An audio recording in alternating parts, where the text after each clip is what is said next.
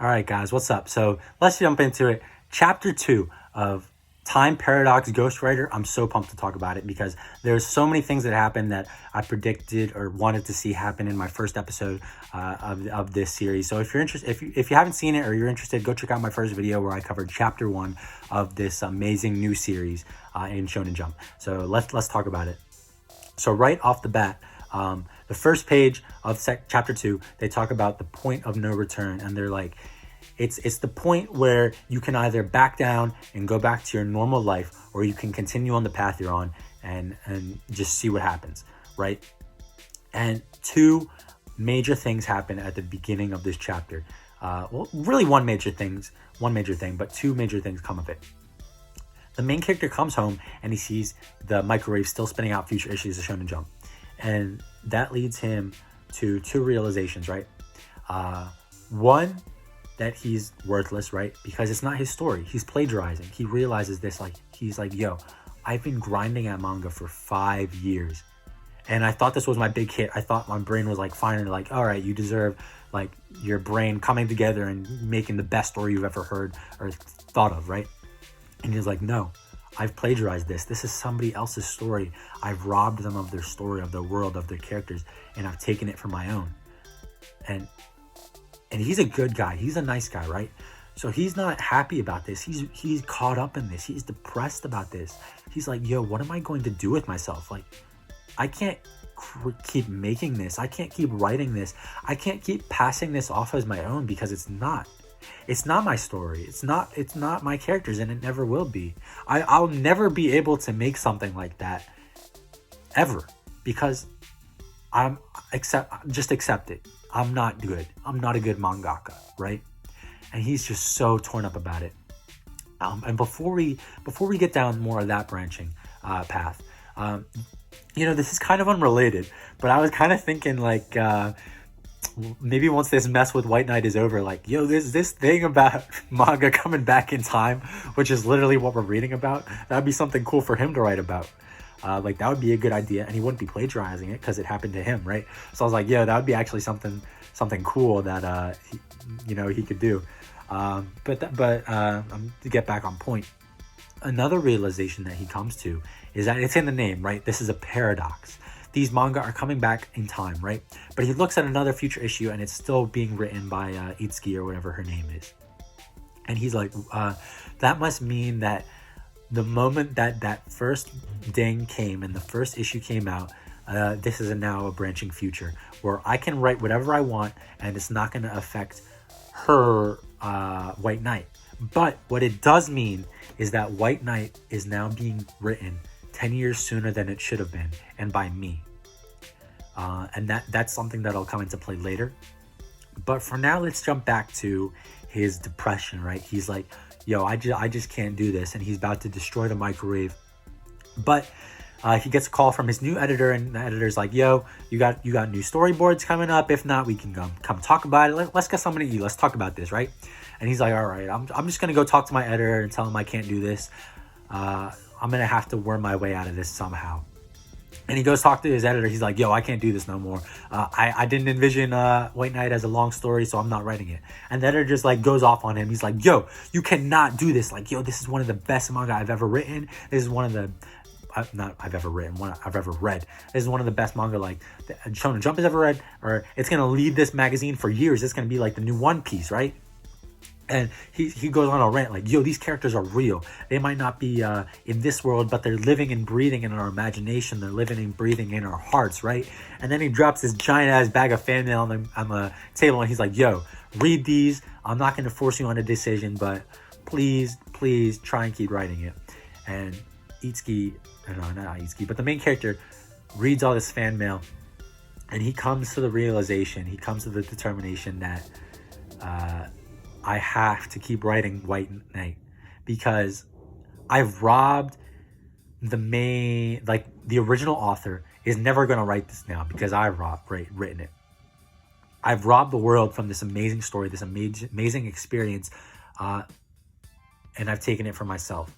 And it would be extremely selfish of me to quit now and not fulfill on this promise that I made, this story that I've helped show to people, right? And he's like, I've got to keep writing this. As much as it'll tear me up, as much as I'll hate myself for it, as much of a burden it will be to carry this around and not tell anybody that it's not my work and be praised as a genius for this amazing story that's not my own, I have to do it anyway because it's just that good. It's my responsibility now. It's my obligation. I've taken this from somebody. I've robbed it from somebody. Now I have to display it myself, right? This is a paradox. This is a timeline that was never meant to happen, but it's a timeline that's happening nonetheless. And I have to embrace it. And he comes to that realization. He's like, damn, I guess I have to go through with it. So he drafts up some storyboards and, lo and behold, it's getting serialized now. 3 chapters he drew up and they're getting serialized. And that was just very heavy. It's crazy. Like a lot of things don't really, I don't really know, but it was just very heavy. I don't really know how else to put it, I'm sure you guys understand if you've read it.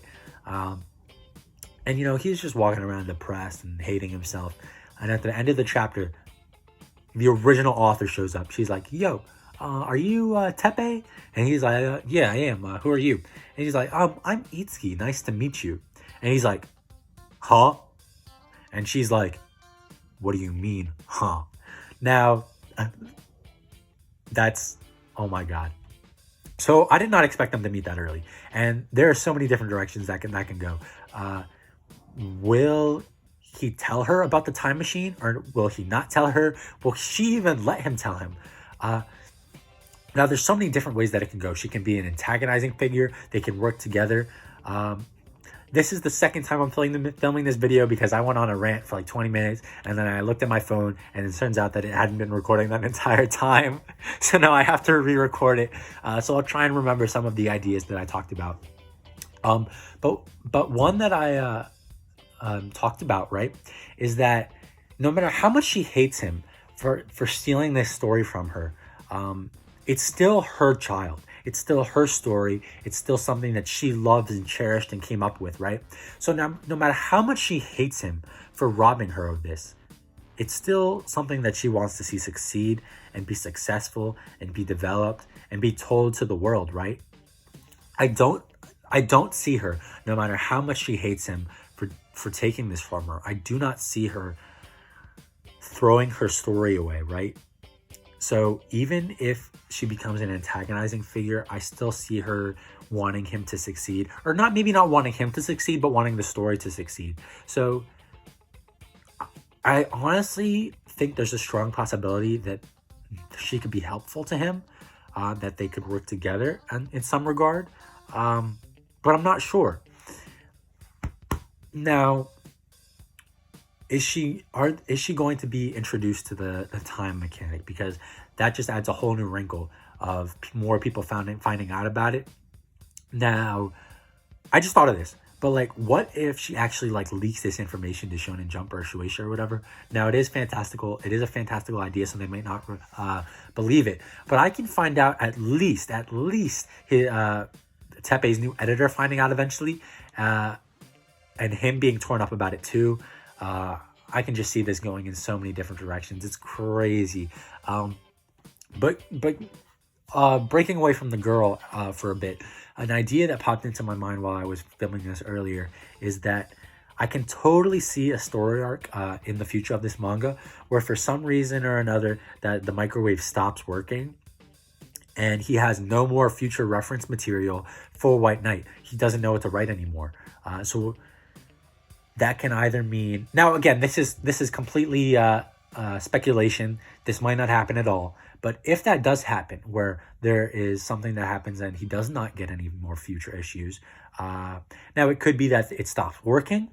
It could be that she steals the microwave from him or doesn't let him use it anymore, which again, I don't think will happen because it is her darling after all, and she wants him to keep writing the good story. But for some reason, if that does happen, I can totally see him having to try and write White Knight and maybe coming to the realization that, or maybe not the realization, but being determined to bring his own aspect to it and kind of make it his own. Or maybe she can help him write it and give him her ideas. But going back to my previous idea of him kind of making it his own, I think that there's stock in that, because yes, it's her story. She wants it to go the way she wants, right? But maybe, just maybe, she'll let him have it and let him do whatever he wants with it. And maybe after talking it out with her and hearing her ranting or whatever the hell she has to say to him, maybe he'll come to the realization, or he'll decide that he'll make White Knight his own somehow. He'll give his own spin to it. Now, I don't know if that'll happen, but I think that would be a good premise to explore.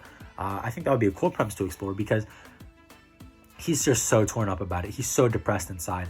And I think that something has to happen to give him back his confidence a little bit, to allow him to grow, allow him to explore. Because what he's doing now, he's not growing. He's not exploring.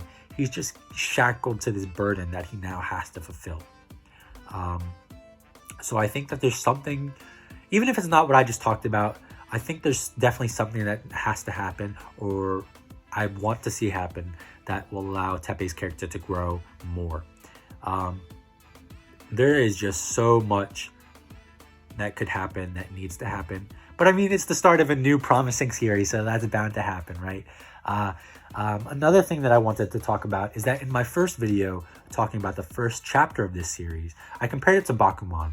And I saw the main comparison that I made is that it's a manga, if that makes sense. But the serialization, I can't speak. The serialization just happened like instantaneously. And that's pretty cool. But I kind of want to see more realism out of the manga creation aspect.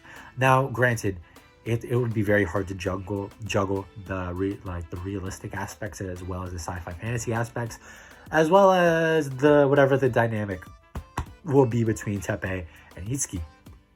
But I do at least want to see some more attempt made at realism, and I'm sure there will be that in the future. It's just, the first 3 chapters, they got to progress the plot and get people invested. And get a good foundation and base set up before they can relax more and get more into the details.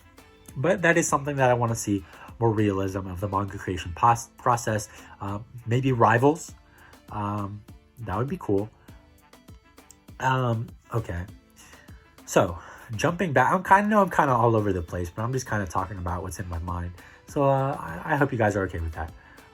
So jumping back to the future issues of Shonen Jump.